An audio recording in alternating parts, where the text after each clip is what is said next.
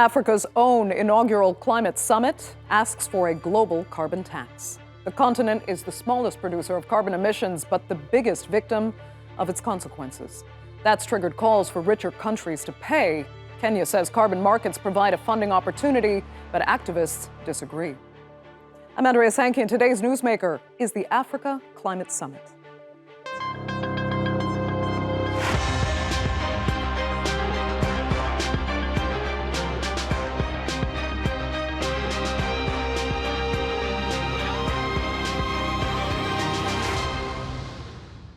Well, Africa contributes a tiny fraction of global carbon emissions. So there's a lot of frustration with the world's richest countries and biggest polluters asking the continent to transition to cleaner energy, particularly since most of the funding earlier pledged to facilitate such a transition never actually materialized. This week, a climate summit in Kenya, organized by the African Union, decided a global carbon tax could help address the funding shortfall. A similar tax proposal had bounced around the EU before, but was deferred. So, can a green tax get back on the agenda and be effectively applied?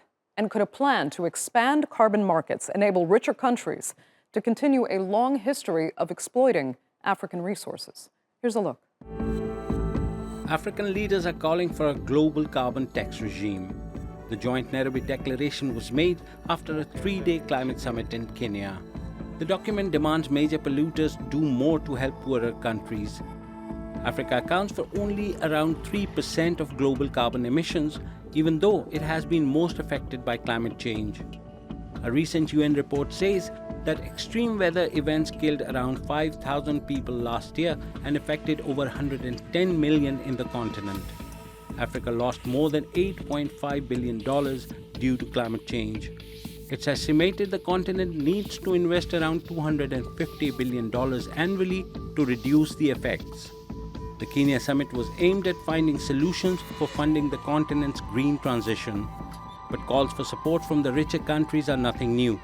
As far back as 2009 at COP15, developed nations agreed to mobilize $100 billion a year by 2020 to support the developing world on achieving their climate goals. That pledge has not been met. Those who produce the garbage refuse to pay their bills and profile the company as broke, when it is actually them who have refused to pay the bills. But there is resistance to the idea. This is US climate czar John Kerry answering questions at a congressional hearing. Are you planning to commit America to climate reparations? That is to say, we have to pay some other country because they had a flood, or they had a hurricane, or a typhoon, or a wildfire? No, under no circumstances. Very good. I'm glad to hear you say that. I do have a no. Environmental groups have welcomed the call for a global carbon tax, but have raised concerns over the summit's push to expand controversial carbon markets. This trading system allows polluters buy carbon credits to compensate for emissions. Gabon is the first African country to receive payments.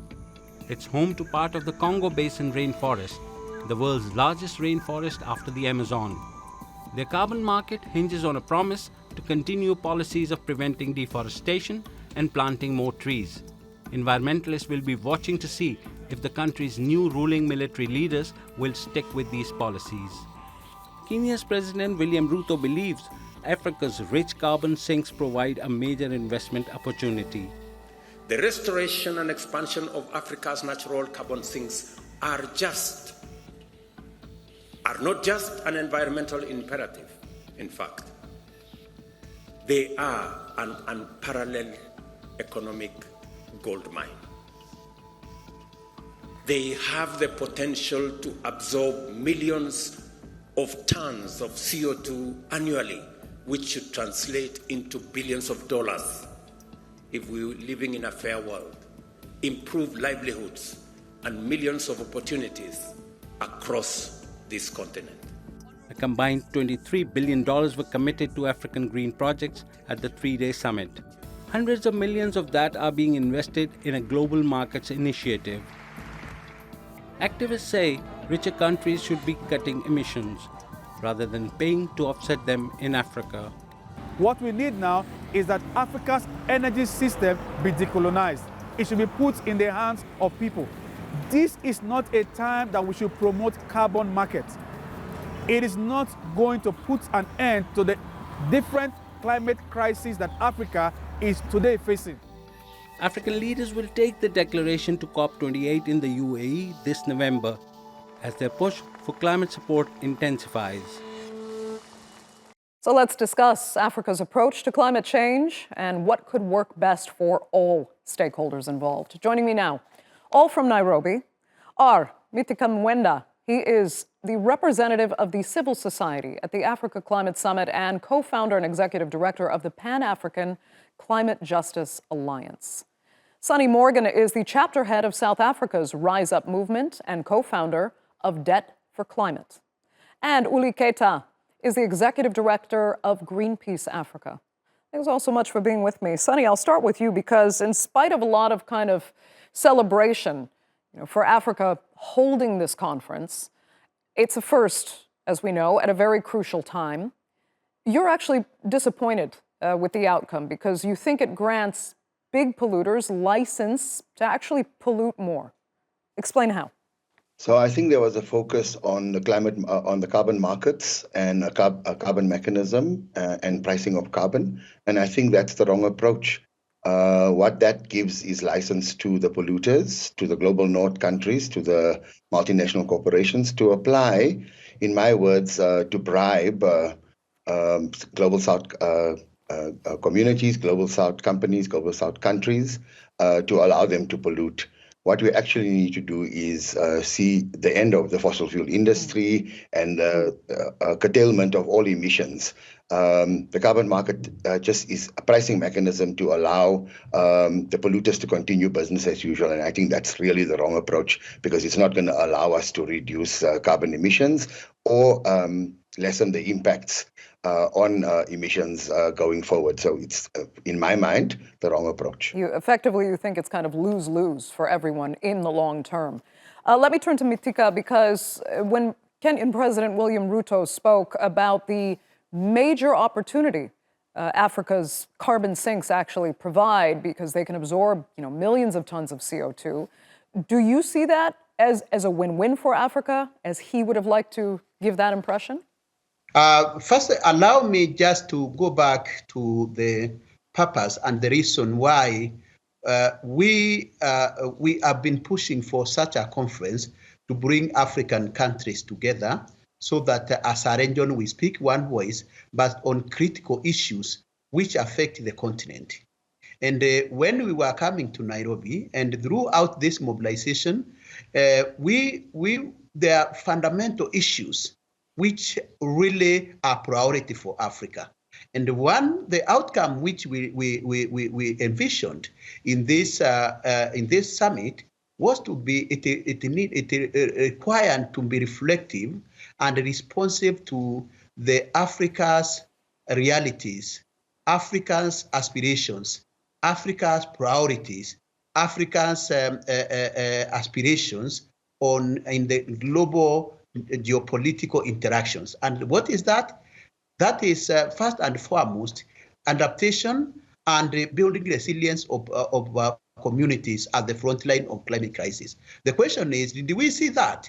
I think not, because what the key issues and the key priorities we saw in this summit was really the capture by multinationals and the transnational corporations really trying to assert themselves and drive the carbon market agenda and ensure that they transfer the burden of action of emission reduction to really tell us we are going to use your carbon sink to escape our responsibility of cutting emissions. Yeah, no, absolutely. I mean, this is what, at Oulie, I can see you as well shaking your head in agreement. I mean, did you go in with the same sense of optimism, being that this was finally a conference for Africa about this pressing issue, and then leaving just as disillusioned as Mithika and Sonny? Absolutely. It was such a huge moment for us as Greenpeace Africa, as we thought that this would be an opportunity where our governments and stakeholders will finally come together as one to have a clear roadmap on how to tackle the crisis of climate change. And we went in with support. The first day we heard, inspirational speeches with which we applauded. And then the second day, we hear big businesses, foreign governments, private sector, and African leaders talking about the carbon market. They are talking about investing not millions, but billions in the carbon market.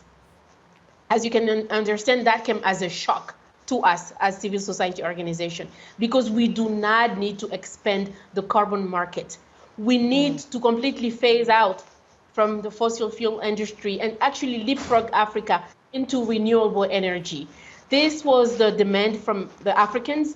This is what we thought we were going to hear more about. This is what we thought the Nairobi Declaration would be all about.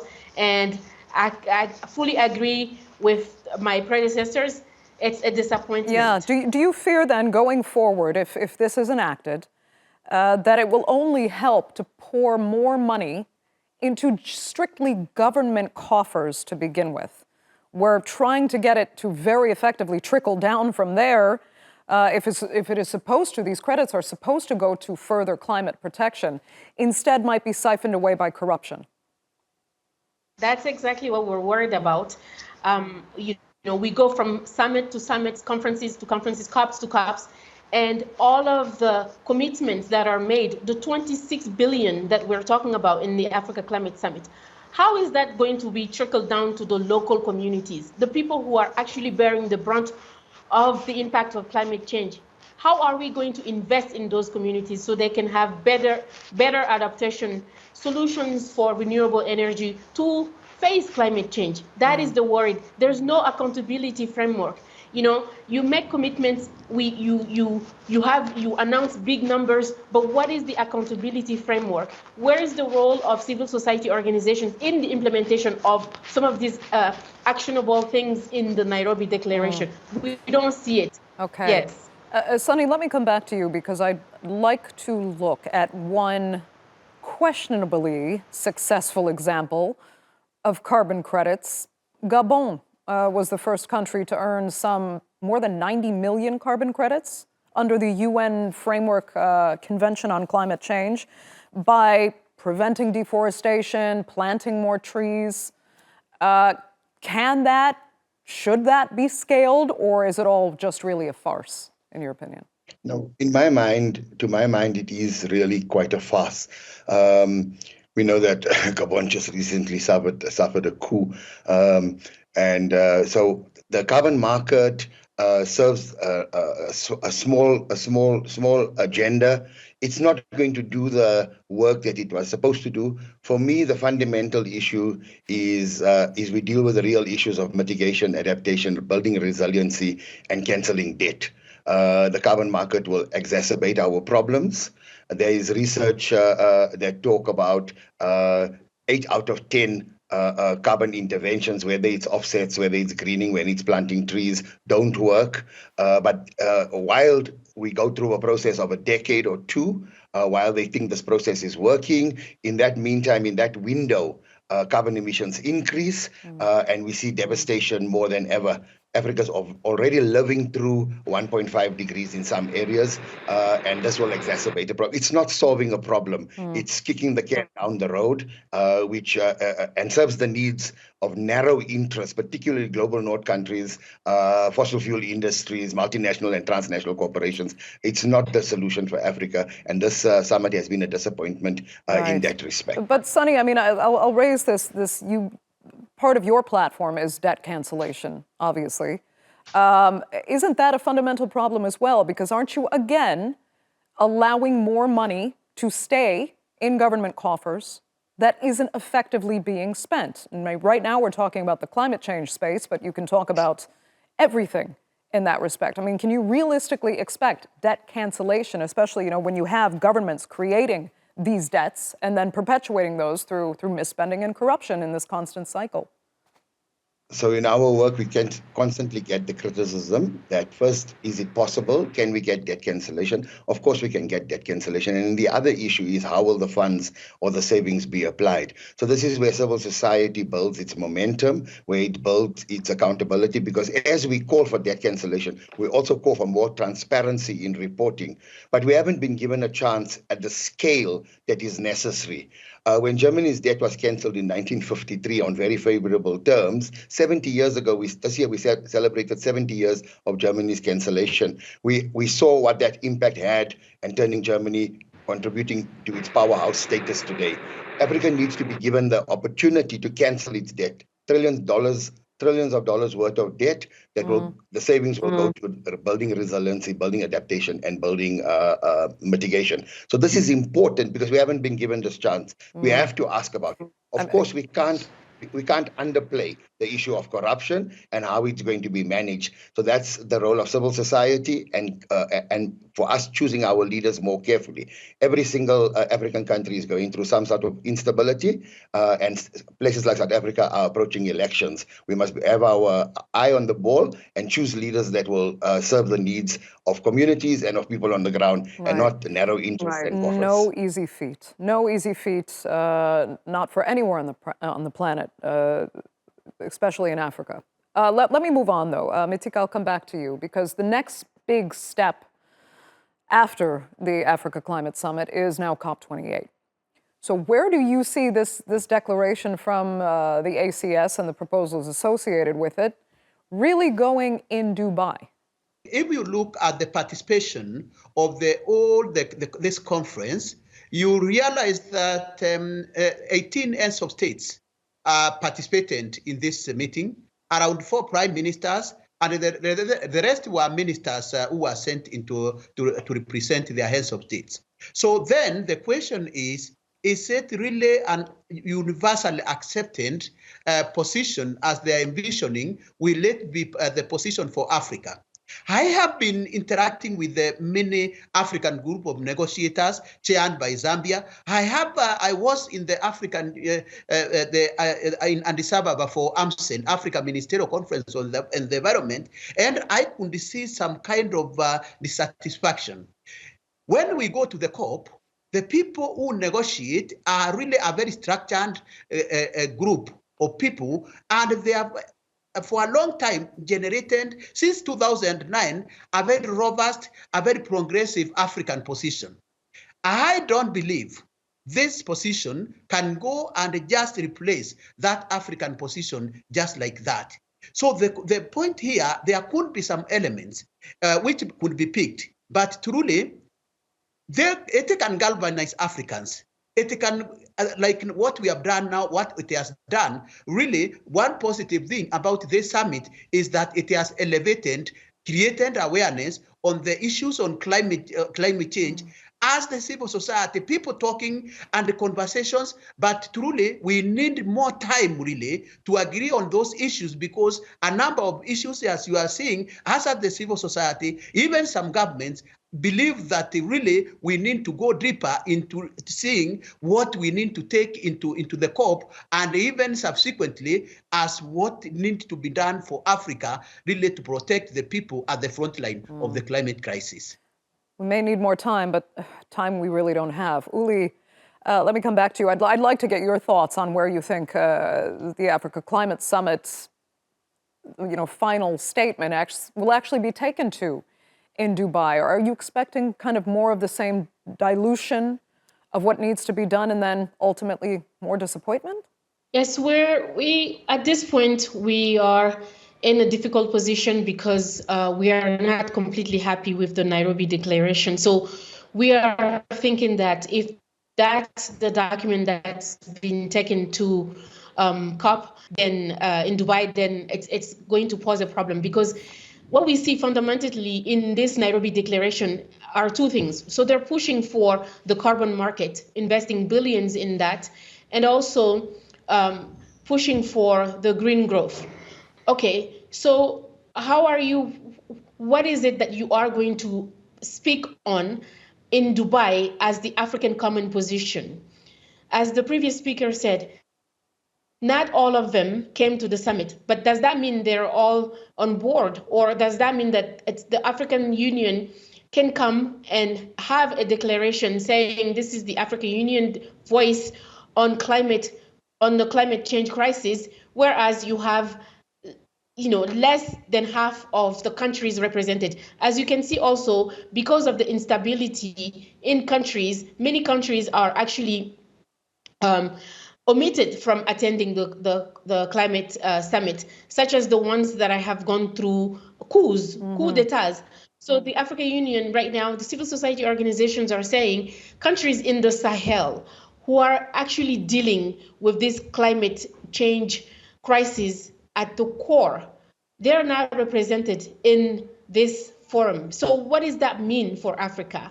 Are we speaking on behalf of the whole Africa, or this is just another declaration from the African Union, which is going to attract lots of funding with no accountability framework? And is it going to be just another meeting again? So we have some doubts about what this looks like at the COP8.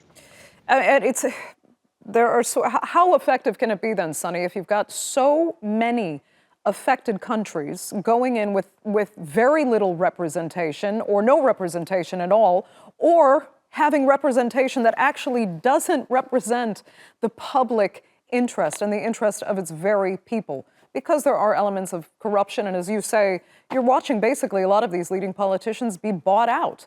This carbon credit system, this carbon markets is another way to enrich a political elite, in a sense. If you look at I've had a look at the draft declaration, the revised declaration, and I don't think that the version that we're looking at is the final one. I've heard that a final one will be released tomorrow. But if we read through it and removed all reference to Africa, it's a very weak document. There's nothing revolutionary in the document at all. As activists on the ground, talking to frontline communities, people mostly affected by it, there's nothing innovative, nothing forward-thinking, and nothing revolutionary about the declarations. None of the clauses speak to any kind of fundamental change. And there's similar documents crafted in a similar way. And I might even say one could guess that a company like KPMG or McKinsey would have drafted the document. There was also large influence in the language, almost as if it's written by consultants protecting the rights of the global north and putting forward their positions.